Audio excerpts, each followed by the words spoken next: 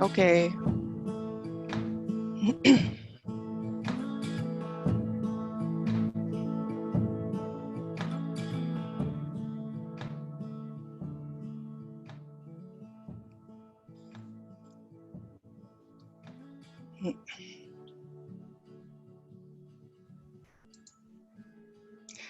Good afternoon, everyone. I'm Judy from NUS Development Office. A warm welcome to our NUS Giving webinar series. On behalf of the Development Office, thank you all for joining today's session, Food Security and Supply in the New Normal. Before we get started, I would like to go over a few items to maximize your enjoyment in today's event. Please double-click on the main screen to pin the video. You are joining this event in a listening mode only, so please keep your microphones muted during the dialogue session to prevent any disturbance. During the dialogue session, if you have any questions for our speakers, please type them into the chat box and we'll bring it up during the discussion. Please also note that we'll be recording this webinar. Today, we are pleased to have with us our alumnus, Ms. Jiang Yifan, Head of Science and Regulatory Affairs, Food Industry Asia, and Prof. Goh Pui Guan, Department of Analytics and Operations, NUS Business School. Joining our panel speakers in the discussion is Prof. Zhou Weipiao, Head of Food and Science Technology, NUS Faculty of Science. They will be sharing their views on how the recent global pandemic has impacted on food and security supplies. And over to you, Ms. Jiang.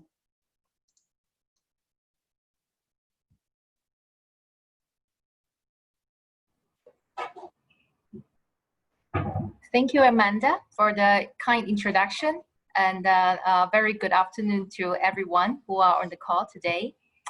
So in my presentation, in the next 20 minutes, I will be sharing with you an industry perspective on the impact of COVID-19 to the food supply chain and consumer trend. So next slide, please. In my presentation, I will be covering on 3 parts. The first, I would like to share with you on the impact of pandemic to the food supply chain, looking at the feedback that we have heard from the industry on the regional level in Asia Pacific. And secondly, I will be sharing with you consumer trend analysis that we have currently, that we recently have done in partnership with the external consulting firm on looking at the insights from the Chinese consumers' purchasing behavior of food during the new normal. And the reason why we chose China was because China was the country that was first affected by the COVID-19 pandemic, and they were also kind of the first country that actually got out of the first wave of the pandemic as well. So it may be interesting for us to see what has happened in China, to see what are some of those insights that could be also learned from the other countries. So at the same time, actually, we are also doing the similar study in other countries, and we hope to share with you slightly later. And finally, I will also share with you on what are some of those lessons learned, and how do we look at the ways forward to build supply chain resilience in the future. Okay, so next slide, please. So first part is on the impact of pandemic to the food supply chain. And next slide. So I'm kind of summarizing over here on the overall how actually we have heard from the food industry in terms of the impact that have faced on the supply chain challenges during the COVID-19 pandemic. And this is especially the case during the early onset of the pandemic. So firstly, most of the industry members are feedbacking about the shortage of, in terms of the manpower. They simply just don't have enough workers to report to work because they have been affected due to the lockdown in some areas. And secondly, in terms of manufacturing capacity as well, there's quite a lot of impact as well, because in a lot of countries, they are ordering some productions to actually stop to limit the movement of people across different areas. So some factories are being told to shut down or run at a much reduced capacity due to the government orders. And thirdly, there's also quite a lot of impact in terms of logistics and the transportation that is affecting the availability of food that can be moved across the borders. And this is happening on the ground, whereby we're seeing that a lot of cities are being locked down, products are just not being able to transport it over. And also, we also observed that because a lot of flights have been also canceled, and actually there are a lot of commercial products that are being shipped on the consumer flights, passenger flights as well. So because of that, we also see quite a big increase in terms of the cost of shipping as well. And lastly, there's quite a lot of impact on the import and export of the food products as well. In some countries, some of the ports just simply have to close down, and a lot of food products are just being stocked at a quarantine and at the customs as well. And that's actually causing some potential food wastage over there too. And also, we have also observed a few countries actually are issuing export ban on certain important food commodities like wheat and rice products in certain countries for the reason to actually protect the national food security. But luckily, over some period of time, the export ban have been actually lifted because the supply chain issue have been resolved, and there's less concern on national food security. So as we see, as it goes over time in the pandemic, we're also learning a lot of lessons on the ground in different countries, and we're quite happy to see quite a lot of these issues have been resolved through the collaboration with multiple stakeholders by having a dialogue between the industry and the governments as well.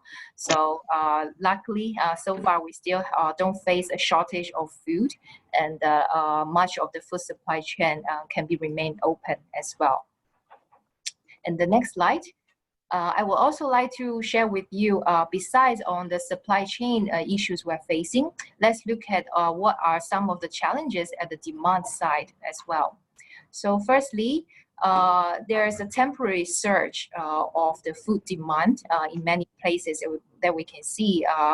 Consumers start to stockpiling of the food products because of the afraid that there may not be enough food supply. But luckily, we have been doing a very good job to ensure there's always sufficient food on the shelves, so that we can manage consumers' expectations on that as well. And secondly, on the restaurant service sector, this is the sector that has been quite largely affected by the pandemic as well, because a lot of restaurants have to be shut down because of the lockdown orders in the local government, and also they face the decrease in terms of the customers that are visiting their restaurants as well. They simply have to think about new ways to keep their business going by retaining their customers through like takeaway services, and think about new business models by making more presence online as well. And the next one is in terms of e-commerce. So in most of the countries, we have also seen quite a big increase in terms of demand on the e-commerce or online purchase channel, so that a lot of e-commerce platform providers just simply have to build up their infrastructure further to be able to meet the demand as well. And this is one of the trends we think will very likely to also stick after the pandemic as well. So this will be a new opportunity that we'll be looking into. And finally, on the consumer sentiments and the shifting behaviors on the kind of food they purchase as well.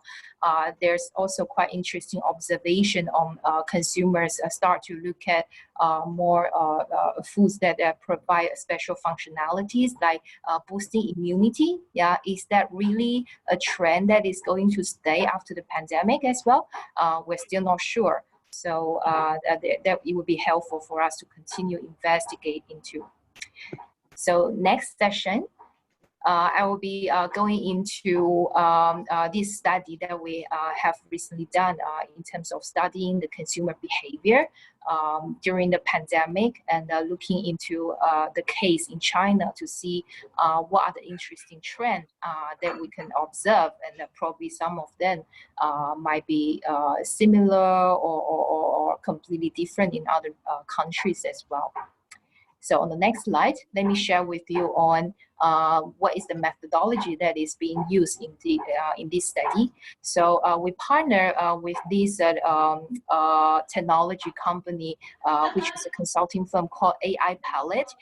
They use their own patented methodology by using the social listening methodology to collect the data that is available from the online space by collecting hundreds of millions of data points in terms of the consumers' search of food categories online through the major search engines like Baidu, and also from the social media like Weibo and WeChat, as well as the real purchasing data from the major e-commerce platforms as well, such as Alibaba. So we use these data points to help us collect and analyze on how consumers' purchasing behavior of food have changed over the last few months. So the data have been collected from early 2019 towards July this year. So you will be able to help us to also do a comparison of consumers' purchasing behavior change before and after the pandemic as well. So on the next slide, first let's look at in general what are the characteristics of the food products that consumers are looking for when they're making purchasing decision of food products. So on the left-hand side of the slide, you will see the data that was collected from January to March this year. And this is actually the early onset of the pandemic in China. And also on the right side of this slide, the data is actually collected from January to July this year. And this is to help us to do a comparison of the consumers' purchasing behavior change between the early onset of the pandemic towards the more recent behavior, to see actually whether consumers' behavior have changed or anything have also stick in terms of the trend. So on the left, you can see that earlier this year, what consumers have been looking at in terms of the taste and health. Those are actually the two most important factors that consumers have been looking at. And if you compare towards the more recent data, you can see that probably health, in terms of health, is slightly outnumbered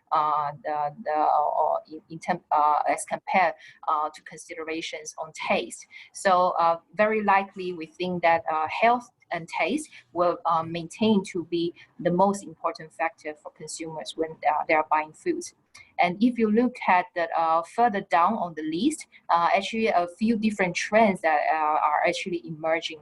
And you can see that the focus of consumers have kind of shifted to also look at products that are more convenient and also providing more natural and nourishing kind of characteristics as well. So that is quite interesting. And if we compare to the earlier onset of the pandemic, consumers will be looking into very much in terms of like hygiene and packaging aspect of that. And that seems to be decreased over time. And on the next slide, let's now zoom into further in terms of looking at different product categories as well. So one interesting findings we have seen over here is that the demand and the interest for the fresh food produce have surged quite a lot during the early onset of the pandemic, and it has also remained to be quite popular among the consumers. So on the data over here, you can see that in the blue color, in the small bracket is the data that we compare the data from the last year towards the earlier this year, from January to March. You can see that as compared to the last year, during the early onset of the pandemic, the demand for fresh food has really increased quite a lot. And if you look at the data in the black box as well, and that is comparing the data from January to July this year as compared to January to July last year. And again, you can see that this trend has also stayed as well. A lot more consumers are now still prefer to stay at home and do their cooking at home. So that in that sense, a lot of food business are responding to this trend as well. So we have already seen a lot of companies, including the large traditional kind of food restaurant service companies as well, such as KFC and Pizza Hut. They're actually offering these raw materials to the consumers. They can deliver to their home, and at the same time provide them with the recipe and instruction on how do they prepare the meal at home, just the same as what they're eating at restaurants. And this is a quite interesting business model that we have already seen. And on the next slide.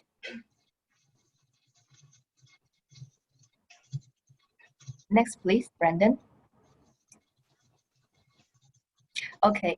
And now let's also look at what kind of products that consumers are searching for in terms of managing on the health benefit side of that.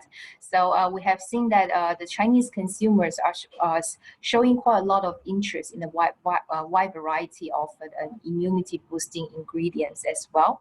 And that is primarily focused on the general health and well-being of that as well. So you can see that products like vitamin and mineral supplements are still quite popular.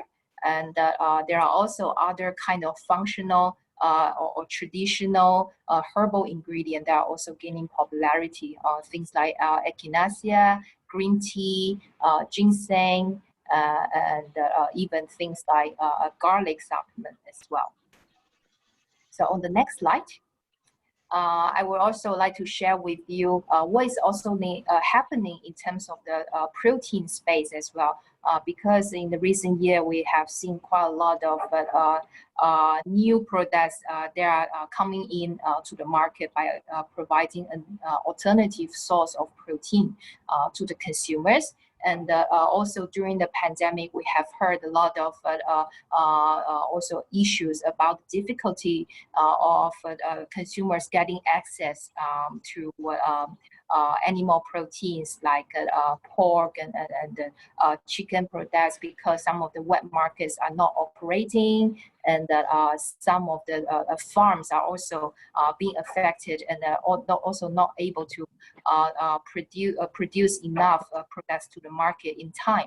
So alternative protein source seem to also gain a bit of popularity in this space. And we have seen recently in China and a lot of other markets as well, the alternative protein brands are also making a lot of new marketing campaign to try to appeal to the consumers during this time as well. So you can see that as the data shown over here, there's quite a lot of increase in terms of consumers' interest and in terms of the search results on these kind of products like Only Pork, which is providing an alternative pork product to the market, use plant-based ingredients. And there are also other type of foods like Impossible Food and the cultural meat. All these are gaining popularity in terms of the search as well. But at the same time, we actually also see that at the very recent phase, when the Chinese market get out of the pandemic, we also see that animal protein has also surged again as the supply chain disruption get reduced as well. So going forward, actually still remain to be seen on what kind of protein source will continue to get the market share in terms of the popularity. We see that there could be still quite a lot of different trend going forward. Yeah. So next slide, please. Now I will come to my last part of my presentation, and I would like to share with you a few points on reflecting on the pandemic and how do we look at the supply chain resilience, what has to be done, and what can be done in the future as well. And next slide. So as I mentioned, despite a lot of challenge that we have seen, luckily currently the food supply chain overall has still remained intact, and we do see certain quite high level of resilience in the system. And to achieve this, actually we have to thank to a lot of efforts that have been put into from the industry and government sector to actually provide some changes in the system just to make sure that we adapt to the new way of the operation of the supply chain. And firstly, it is very important for us to realize that we have to recognize food sector as the essential service sector, similar as the medical sector as well. So that we have to make sure that our operation continue to flow, to make sure there's enough food in the supply. And secondly, we have also seen a lot of flexibilities that are also given by the governments to the private sector, and a lot of pragmatic measures and approach to help ease food business during this difficult time as well. So a lot of governments are taking a risk-based approach whereby they will be focusing more surveillance to high-risk food products, and at the same time giving more flexibility on low-risk food products. So there's temporarily use of more flexible regulatory approach in terms of the availability of electronic data exchange, submission, and allowing self-audit and self-certification to the private sector.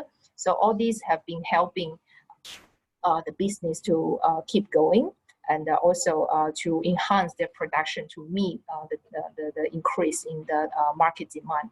And all these have been also captured in some international guidelines, such as the WHO's guideline to the food regulators as well. And the next slide.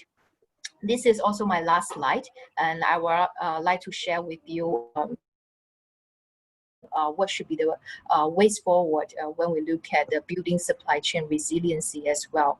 So currently there's a lot of focus that are being put into areas such as building the end-to-end supply chain transparency and visibility.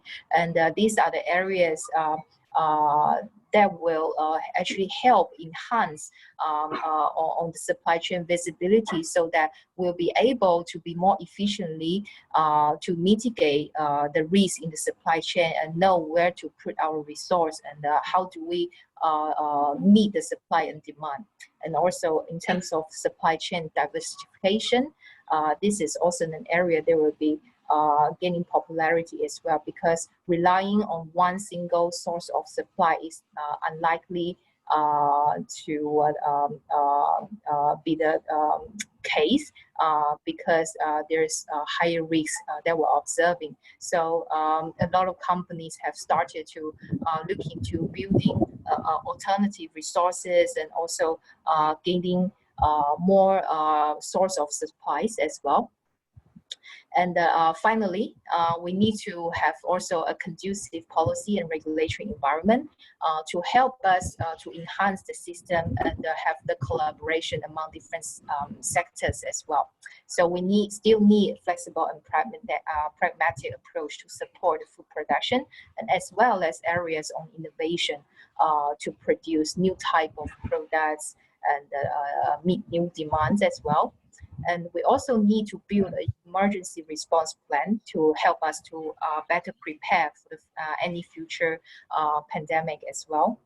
And we also need to accelerate our trade reforms to further remove the barriers in trade to make the supply chain more efficient, and also consistency and reduce uncertainty and well-coordinated implementation on the ground on the policy and regulatory measures as well. So finally, again, all these require effective collaboration among the different stakeholders and in different countries as well. Yeah, so that's the end of my presentation.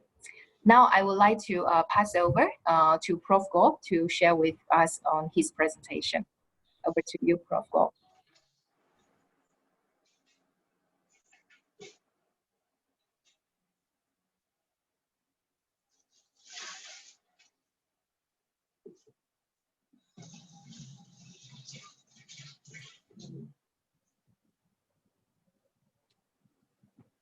Prof. Go, I think you are muted.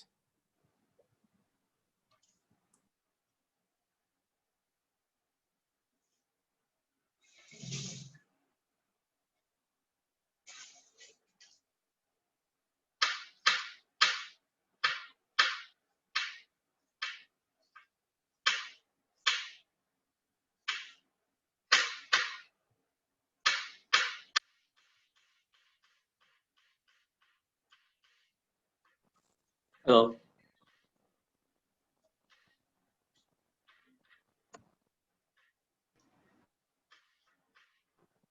Hello.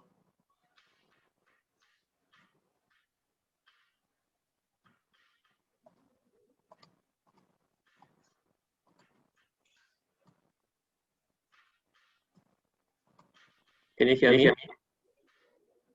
But now I have to. Can you hear me on Zoom? Yes, Prof. Go, we can hear you. Yeah, okay. Yeah, so yeah, sorry. I thought I was on. So yeah, let's move on. So I'm going to talk about security and safety in the food supply chain. Next slide, please. Okay, so what I'm going to do is to give an overview of the food supply chain and what the challenges that we face, okay, in terms of typical food supply chain as compared to perhaps other types of supply chain logistics structures, and then we'll go on into you know, what kind of measures that companies can take to solve these challenges. And perhaps for some of you out there, this could also be the type of investment opportunities that you may be looking at in terms of these sort of growth areas in the future. All right, next. So if you look at this diagram of a typical food supply chain, right? So it starts with the source where you have, you know, the agriculture and the rural farms producing, you know, crops or animals, right? And then that goes into a factory or processing plant. And then it goes through various levels of distribution, okay, before it reaches the end consumer or the retail store. So, and in many cases, it is, you know, from rural areas to urban areas. It also goes cross country, you know, and exported from perhaps a poorer country or developing country to a richer consuming country. So within that supply chain, first of all, you cannot grow food, right, when you want it. So what does that mean? Unlike some manufacturing supply chains, for example, like electronics or automotive, we cannot really just do a just in time. So we have to grow food in advance in anticipation of demand, right? And that makes the balance between the demand and supply more difficult. Because there's a long transportation journey from, you know, the farming areas to the areas of consumption. There's also potential for spoilage and waste along the way. You know, for transportation process, okay, and you know, and that also means that the tracking, the traceability of food is a challenge. There's potential for even you know, contamination of the product along the way, and there's potential for you know, perhaps even some type of compromise or fraud to happen in the food supply chain. So we're going to see some examples of that. Next. So this is from a couple of studies.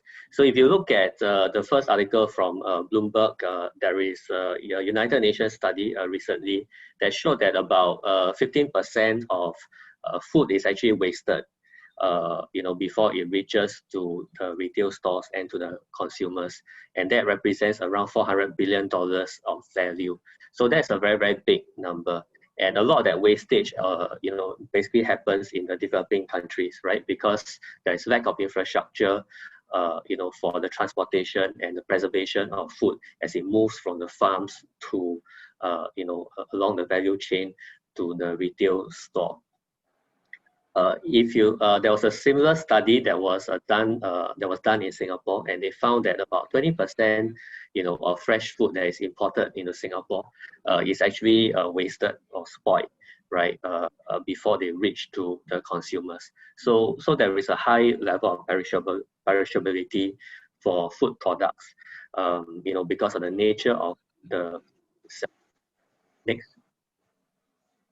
And then along with the idea of this extended supply chain, you find that there's potential for contamination. So in cases, in some cases, the food may be contaminated with something else. Okay, so this is a big incident that happened a number of years ago, which they call the horse meat scandal. And basically, in this case, the meat products, primarily beef products, were found to be mixed with horse meat, right, along a chain of import and export between different countries and distributors. And when that happened, the retail stores had to pull out all the products from the retail store, which then caused a large loss to the retail stores. And on top of that, they had to pay for the disposal of the food product as well, right? So every time a food scandal of some form happens, it is a big economic impact, which is why just now Ms. Yang mentioned about the need for the tracking as well, right, in her last slide. So we will see, for example, that food traceability is actually a critical issue to make sure that we know where the problems occur, where it's gone wrong.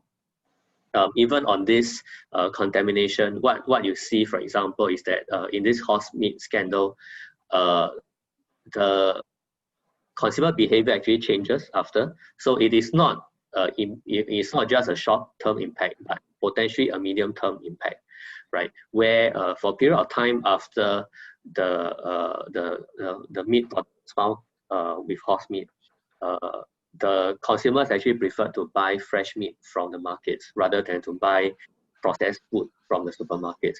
So in the short term and medium term, there was also a loss in the sales of the processed meat products as well in this case.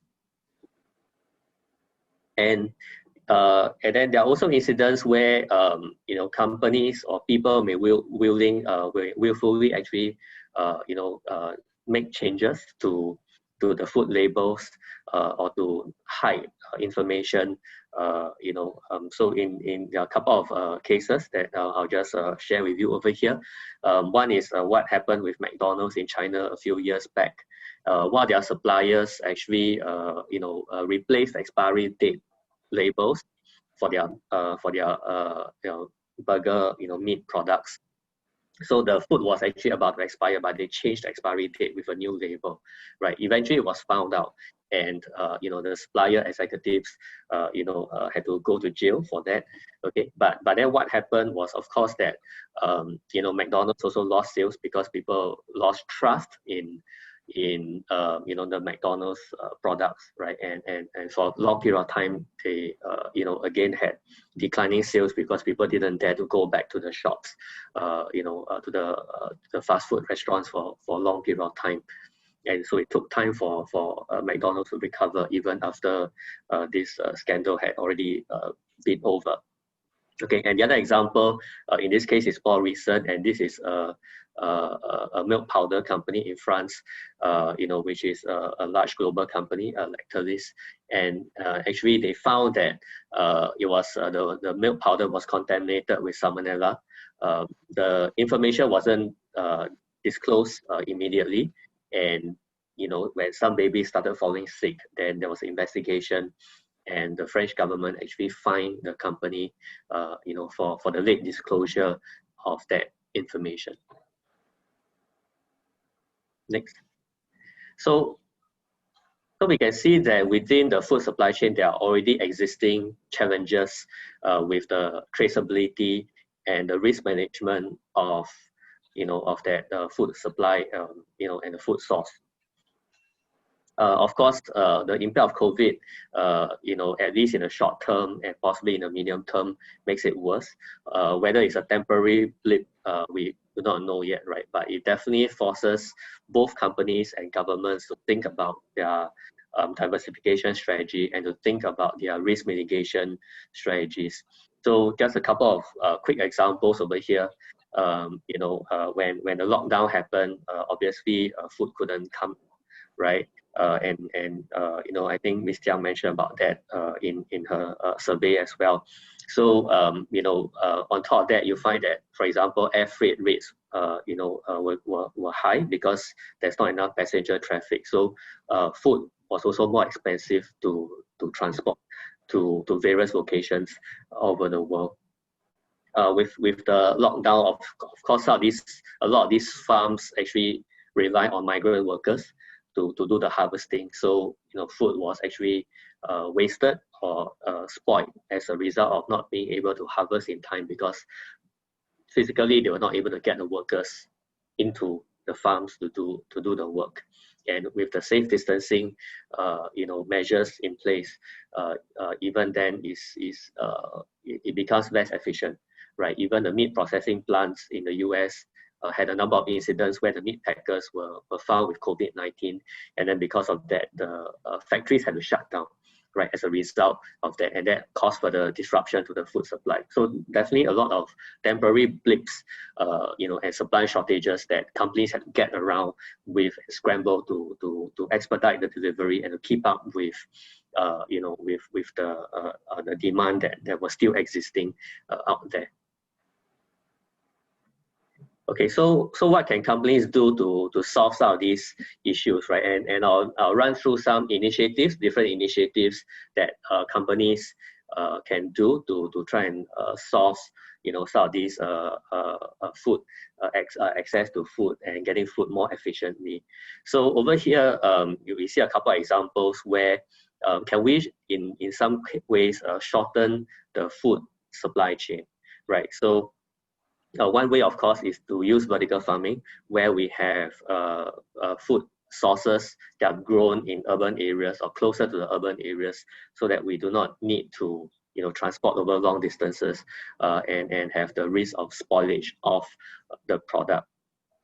Okay, there are also initiatives in Southeast Asia, also in India, with a company called eChopao, for example, where e-commerce websites are being set up for B2B e-commerce, basically to link up farmers directly to the retail stores or the wholesalers that will buy in bulk from the farmers. So the idea is to actually try to cut short the number of layers, which could be 5 to 7 layers between the farmer to the retail store, and try to give the farmers direct access, as well as the buyers direct access to the farmers.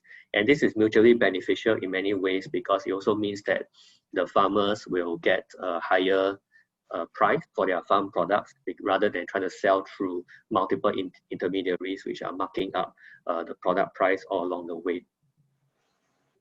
Okay, next.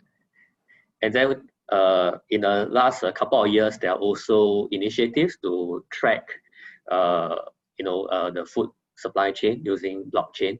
So just now we heard about the traceability and the possibility of contamination of the food product, right? Or even even fraud cases in the food supply chain. So in in the traditional way of food recall, if something wrong is found, okay, some problem is found with the food, then for safety reasons, we would actually recall all the food from the retail stores. Basically, this is how it's done, and that causes a large economic loss, and it is also in some ways a wastage, right? But it has been done for food safety reasons. So companies are looking at, can we use blockchain, for example, to better track, where the food sources are, and because of the property of immutability of supply of blockchain, right, which is basically to say that it's hard to change the information, then because the information is distributed on multiple computers, then with that,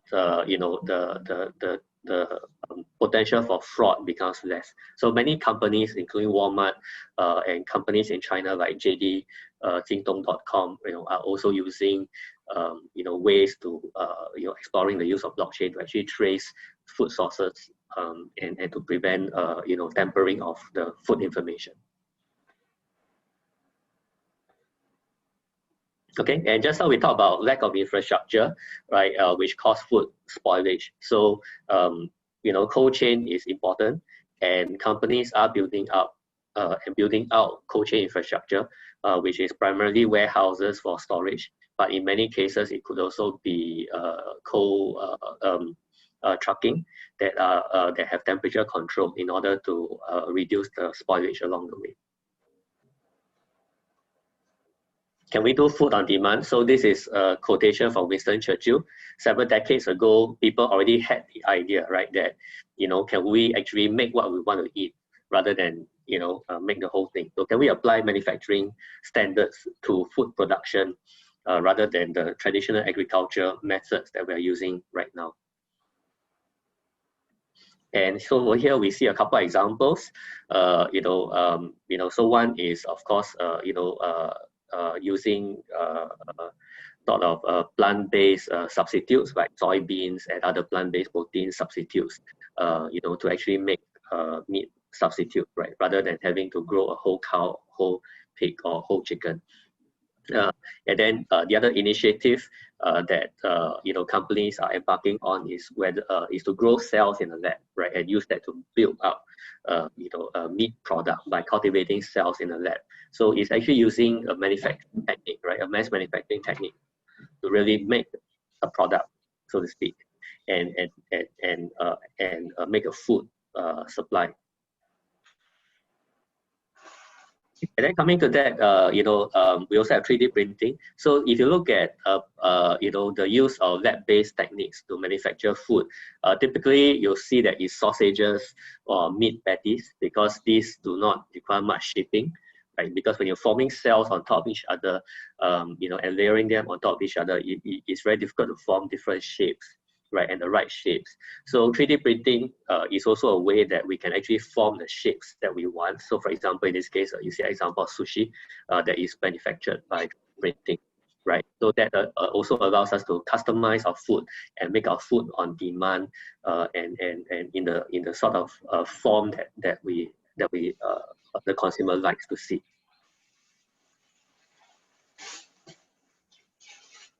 Okay, so I've given you an overview of different initiatives that companies can do and are doing, and you can see that they span kind of operational perspectives, to cut short the supply chain, but also sort of strategic and long-term technology investments to invest into new ways of production of food. In the same way that we can think of manufacturing as well. So in Singapore, there are homegrown initiatives as well. So I share with you a few sort of recent initiatives that came out in the news. So you can see that there are commercialization plans for a cell-based production of meat, plans for and trials with urban farming, vertical farming, and then as well as the growth of R&D into sort of seeds that could be more appropriate for the use of for urban farming as well. All right. So I've come to the end of my presentation, and with that, thank you, and I'll hand over the time now to Prof. Joe to facilitate the Q&A.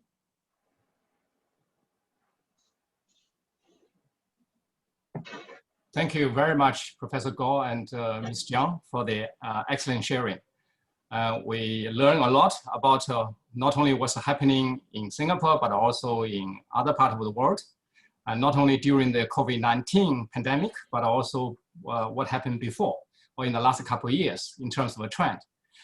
While you were presenting, actually there are already questions coming in from the audience. So I look at a few of them, I'll ask on their behalf. It's a very interesting question. Firstly to Ms. Jiang.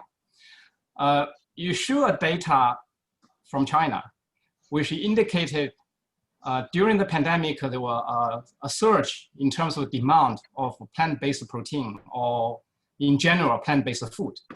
At the same time, I guess I couldn't read your slides very clearly, whether there was a decline in terms of animal food demand. So the question from the audience was, seems there is a hope to be able to promote the consumption of plant-based food in comparison to animal-based food. Firstly, is that true? I noticed that you presented some data after the pandemic, not quite over yet, but at least the first wave was over. There was also an increase in terms of meat demand. So I guess the question here probably is relying on whether the increase of demand of animal food after the pandemic in comparison to those before, whether you see a drop or whether you see an increase. And that's the question, the first part of the question. The second part of the question is related, whether there is a similar trend or hope in Singapore for doing so. Ms. Jiang, please. Thanks, Prof. Zhou, for addressing that question. And also, you have also provided some analysis on this question as well in terms of what exactly should we look at, and also does the data from China actually present some evidence for us. So actually from the data that we gather in China, indeed, we do find that there has been quite a lot of increase on the demand of the plant-based protein during that pandemic. But that we will have to say that firstly, it still remains to be seen whether this kind of trend will stay, because this could be associated both with the simple inavailability of the animal-based proteins during the pandemic, and also at the same time the new product launch of the alternative food during this time, and that there's also possibility that the consumers are being attracted by this kind of product simply by its novelty. Yeah. And that it's very hard to say how this trend will likely to last in the next few months or after the pandemic. We still need to observe that. So it may be still too early to say that there's something that we can actually learn from and also apply in other markets. Yeah. Right. May I take a privilege to ask a further question on this? May I clarify on the data you presented from China? Well, actually, from the data analytics on the data collected through social media and et cetera, they were not actually direct sales data, correct? It's based on the searching, meaning people are interested. Yeah. That's a very good question, Prof. Zhou. Yes, the data collection point also is something quite important for us to be aware. In terms of the data that we collected, it actually included both. It includes both the search data and also the transaction data on the e-commerce platforms as well. I see. All right. The second part was, were there any similar study in Singapore? Therefore, we could have some sense of the direction in Singapore. Are we moving towards the same direction? Yeah, at the same time, we are also doing similar studies in some other markets in the region, including in a few ASEAN countries as well. So yeah, you can stay tuned. There will be a sharing session later on provided by FIA on that. So yeah, you can go to our website to watch on news. Well, excellent. Looking forward to it. Now, the second question I would like to direct it to Professor Goh. Yeah, you presented a few approaches, alternative approaches, such as culture meat or plant-based protein as well as a general trend. Has there been any study on the carbon footprint comparison between the lab-based animals protein versus the plant-based protein? I guess the general consensus is plant-based protein in terms of environmental impact is much, much less than the farm animal. Although personally, I'm aware of a study from the US coming from the Meat Association and really debating on actually some of the farm animal production can be even more environmental friendly. But anyway, we leave that debate out today. Just as a general consensus, plant-based protein has better. And now the question is really on the lab-based animal protein. Because we know in the lab-based animal protein, there are a lot of medium to be required. And there are also stringent requirements on the environment and so on and so forth. So have there been any study, systematic study on the total system's carbon footprint between these two different protein sources? Okay, I'm not aware of the study on the carbon footprint, but I can share a little bit about the cost structure of a lab-based, meat manufacturing, right? So that is, of course, more expensive and currently much more expensive than the sort of traditional agricultural method of production, right? So in terms of commercial viability, it is still takes time to reach a critical mass or mass market kind of requirement. So and that is a case for typically new technologies like this, right? To move towards a viable cost structure, then more R&D has been done, as well as I would say that the sort of mass manufacturing and volume production in order to bring down the unit cost, so that it can actually be a viable substitute, right? That is widespread. Right. Thank you. And I probably ask you a further question, just coming in, the question from the audience. Yeah. This is actually a long question, all right? Food supply has a complex value chain. Economic uncertainty pervaded everything from access to outcomes. This presents a classic of problems that resisted optimization. Now, in addition, the concept of flow from the from all applies. I need the audience to clarify what your OR stand for. Since each stage in the supply chain has a specific operational research. Okay, thank you. So from operational research applies here, since each stage in the supply chain has a specific requirements, like with the manufacturing of a particular product, submarine versus a complex drugs. Well, that's a really extreme example. You have presented a range of options like shortening the supply chain or investment into cold chain infrastructure or ground level approaches, new approaches. Well, here comes with a very big question. Assuming you are tasked to address this at a national sectoral level, what would your recommendation look like? Prof. Goh. Thanks, Prof. Joe, and thanks, Desmond, for asking that question. I'm honored that you asked me for the recommendations.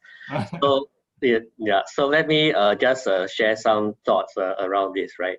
I think that first of all, diversification and resilience is necessary. I think as a result of this, especially the COVID pandemic, right? But even before that, COVID-19 has kind of accelerated this trend. So countries are realizing this is necessary. So it's not just a matter of cost, right? So we do need to have some form of diversification of the various methods of getting food. Okay, having said that, I think measures like the vertical farming, measures like sort of lab-based production, some may not be fully ready, but things like vertical farming would be more expensive. okay, compared to traditional farming methods. You know, so it's a trade-off between the cost and the resilience that we are looking for. Okay, and the example that that I would give, you know, around that is, for example, water in Singapore, right? So if you look at water in Singapore, it is cheaper to buy from Malaysia, okay, in terms of processed water, in terms of buying reservoir water from Malaysia and then to process it. But then why do we have manufactured water, right? Like we have new water and we have reverse osmosis plants in Singapore to actually manufacture water, so to speak, from seawater. So why do we do that, right? Even though it's more expensive. So that is done in the context of trying to diversify our sources, right? So if we think about food production, I think there will be some element of that both in Singapore as well as in other countries, right? Where they have to think about, you know, how do they create, you know, all these sources. Of course, for Singapore case, because we do not have a rural area, right, to actually get food from, okay, therefore it actually makes it more difficult to do something like this. But definitely you see with you know, some of these initiatives is very much to diversify the food source, right? Even importing from external parties. So if I were to classify that on a different scale, I would say that on the operational perspective, it is probably easier to implement. You know, so things like you know, you know, the vertical farming, things that are already ready, okay, that means technologically ready to implement, just that it's a little bit more costly, right? But we trade off between cost and availability, right? So things that are technology ready, I think, would be easier to implement.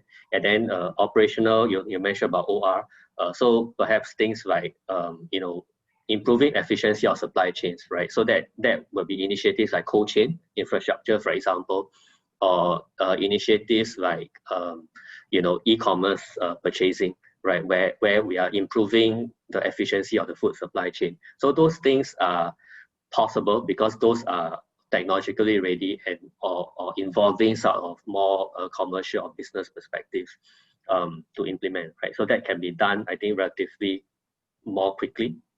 And then further into the future, when we look at the technology aspect, right, then that is when we talk about alternative food sources, right, and those are still very new.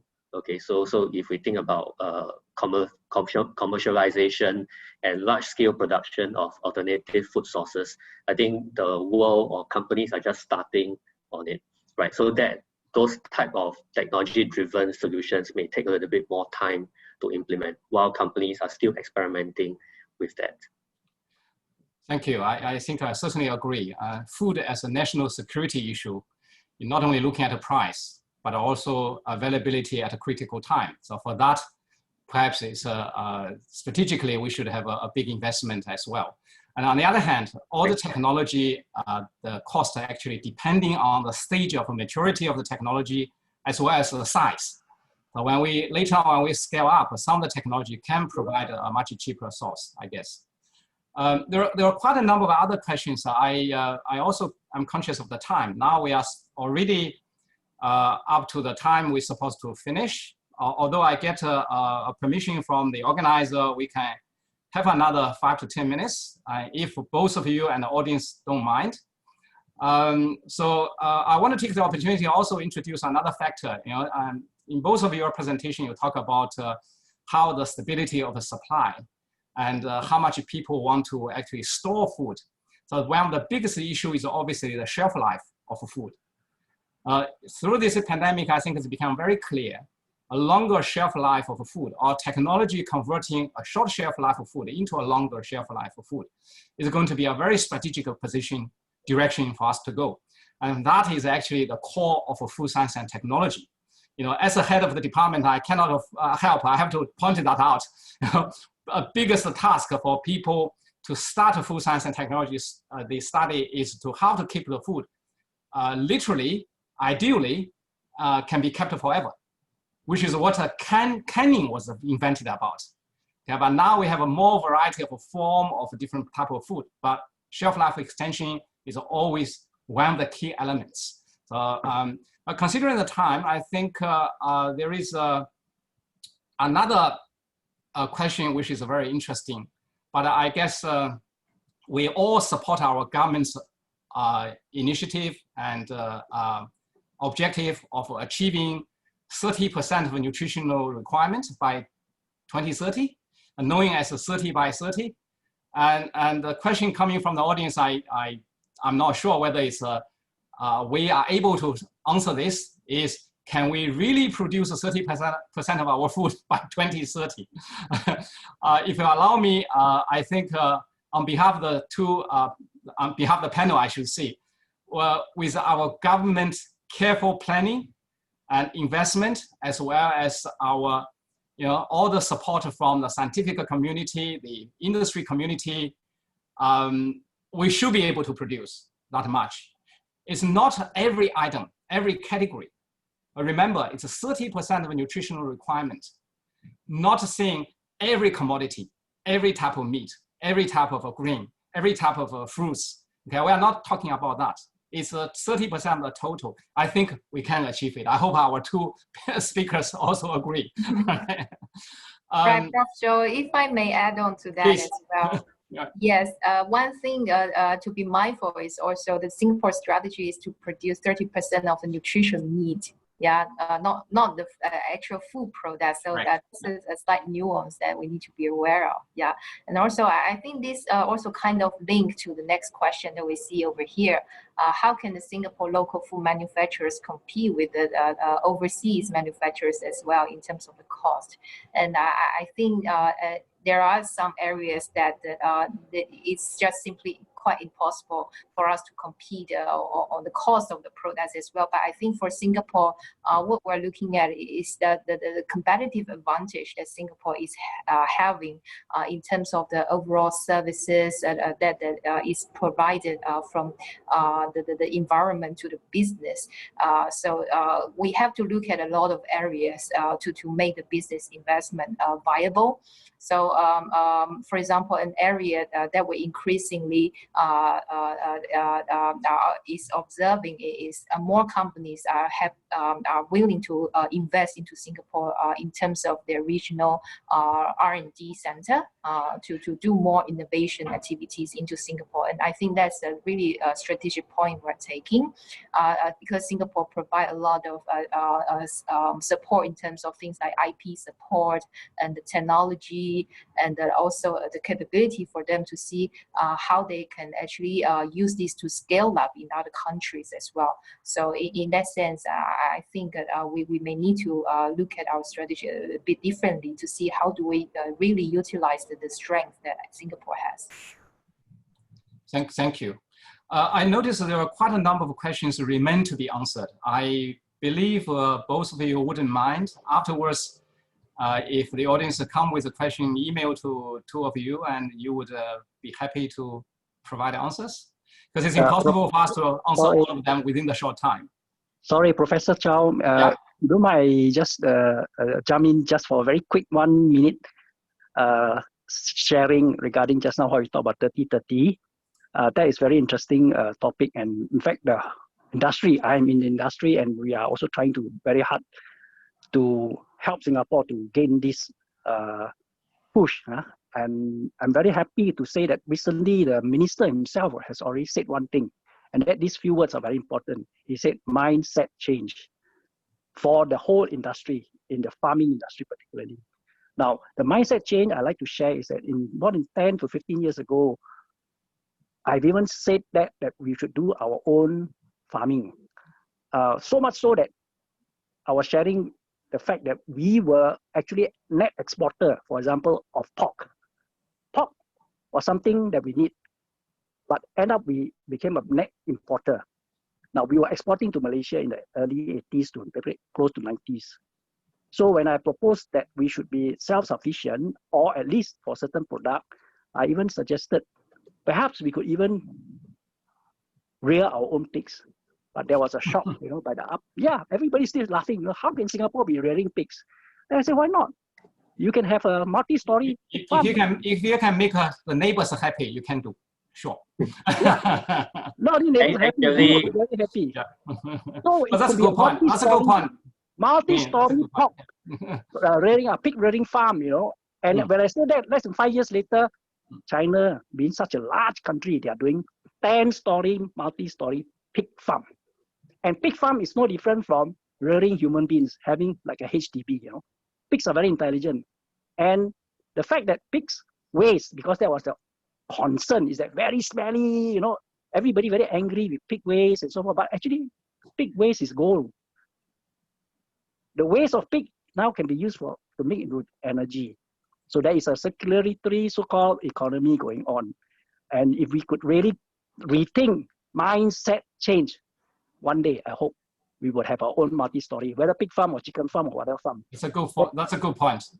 Thank you, sir. Actually, if you could talk to a National Environmental Agency, I think they would love to hear your suggestion how to solve this smelly problem around chicken farm in Singapore, which is a current problem. Let me just jump in very quickly. It's already solved. It's already solved. Technologically, it's already solved. We are even using our own sheet water for drinking already. Bear that in mind. No, please. Prof Joe, if I may not the correct way to say. Prof Guo, yeah, please. Yeah, the last words, I'm conscious of the time. Yeah. Yeah, okay. So maybe I'll just give a quick comment on that because you know, actually there have been ongoing initiatives, right? So when you talk about pig farming, right? In the past, there have been initiatives to actually have pig farms or even agricultural farms on nearby Indonesian islands. You know, and some of these are still in place, right? And then to actually export from there into Singapore. So in a way, you kind of get the best of both worlds, right? Proximity, but at the same time, you don't really have to deal with some of the environmental issues that may not be easy to solve. Point. Yeah. Yeah, my point is that now the environmental issues can be solved by engineers. And I'm also an engineer. I'm in environmental engineering. And the smell itself can be solved. Smell is already solved in Japan, in China. If you want, I can bring you to some Chinese chicken farm. Hardly any smell. I think I got an opportunity to follow up with you later. Yeah, sure. Thanks a lot for the comments. I mean, I think that's the lovely aspect of having a seminar where we can exchange idea and have a good discussion and maybe coming with some innovative idea, not only learning from other people, but also considering the specific scenario in Singapore and how we can get the solution to the problem we have been facing. Considering the time, once again, I want to thank our two speakers, Ms. Jiang and Professor Guo, not only for the excellent talk itself, but also stimulating the discussion. And back to Judy.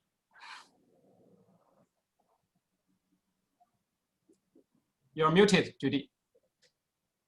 Thank you, panel speakers, for your insightful sharing. And to our audience, we hope you have enjoyed today's webinar. If you have questions that we didn't get to answer, please contact us at the address shown on the screen. We will send you the link to the webinar recording after the event. Your feedback is important to us. Please scan the QR code shown on the screen for a short survey. We will also send you an email link to the survey. Thank you for participating in today's webinar, and we hope to see you again next time. Goodbye. Thank you.